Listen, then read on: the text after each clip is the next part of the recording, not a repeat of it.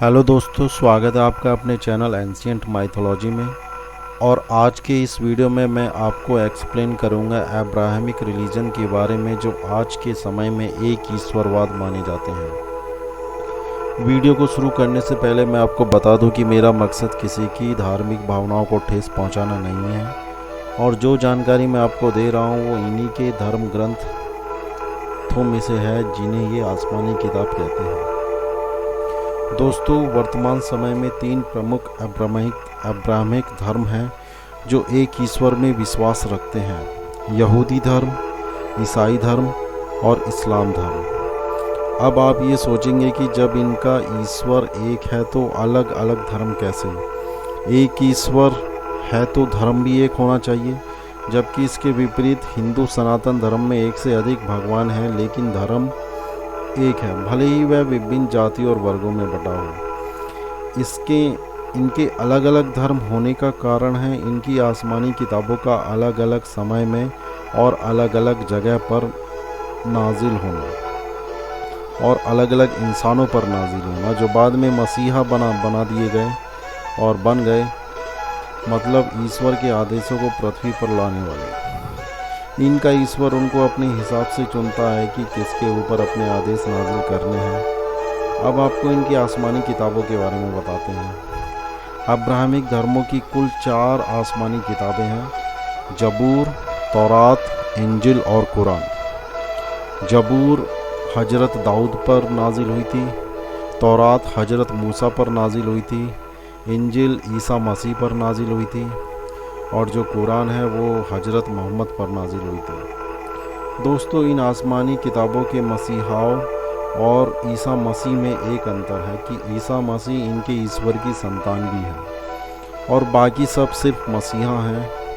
वो बात अलग है कि यहूदी धर्म के लोग दाऊद और मूसा के बाद किसी को मसीहा नहीं मानते, किसी को कुछ नहीं मानते, और इस्लाम को मानने वाले इन चारों को सिर्फ मसीहा मानते हैं और ईसा मसीह को ईश्वर की संतान नहीं मानते, जबकि ईसा मसीह के ईश्वर की संतान होने का सबसे बड़ा सबूत मोहम्मद साहब ने कुरान में दिया है। दोस्तों, अगर इनकी 4 आसमानी किताबों में पहली 3 किताबों को एक साथ बाइंड कर दें तो वो किताब बन जाती है बाइबल, और कुरान अलग है।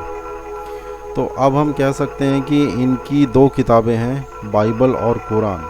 बाइबल में इंजिल से पहले के आदेशों को ओल्ड टेस्टिमोनी बोलते हैं और इंजिल को न्यू टेस्टिमोनी बोलते हैं, मतलब ईसा मसीह के बताए गए आदेशों को नए नियम कहते हैं। दोस्तों, अब जानते हैं कि इनकी किताबों को आसमानी किताब कैसे कहते हैं। इसके लिए आपको जानना होगा कि इनके ईश्वर ने अपने आदेशों को इनके पास कैसे भेजा। दोस्तों, इनके भगवान का एक दूत है, फरिश्ता है, जिसको जिब्राइल कहते हैं। यह फरिश्ता पृथ्वी पर आकर जिन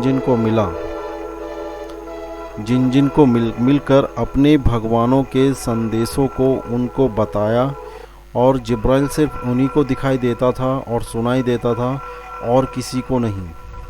और जिब्राइल के बताए गए संदेशों को लिख लिया जाता था, और जिनको वो ये संदेश बताता था उनको मसीहा की उपाधि दे दी जाती थी। दोस्तों, अब जानते हैं कि इनके भगवान कौन हैं। यहूदी धर्म के लोग उसे यहोवा कहते हैं, ईसाई धर्म के लोग उसे लॉर्ड कहते हैं, और इस्लाम धर्म के लोग उसे अल्लाह ताला बोलते हैं। दोस्तों, यहाँ मैं आपको एक बात बता दूँ कि अल्लाह ताला और अल्लाह अकबर दोनों अलग अलग हैं। जैसे लॉर्ड और गॉड में अंतर होता है, ऐसे ही अल्लाह ताला और अल्लाह अकबर ये दोनों अलग अलग हैं। ये चीज़ हम बाद में डिस्कस करेंगे। दोस्तों, इनके भगवान को जानने के लिए आपको बाइबल और कुरान पढ़नी पड़ेगी। दोस्तों, अगर आपको बाइबल के पहले 5 पन्ने ध्यान से पढ़ लें तो आपको पता चल जाएगा कि ये जिस भगवान को भगवान मानकर पूजा कर रहे हैं वो असल में भगवान नहीं बल्कि कोई और है। दोस्तों, आज के वीडियो में बस इतना ही। आने वाले नेक्स्ट वीडियो में हम डिस्कस करेंगे बाइबल के ऊपर और कुरान के ऊपर। धन्यवाद।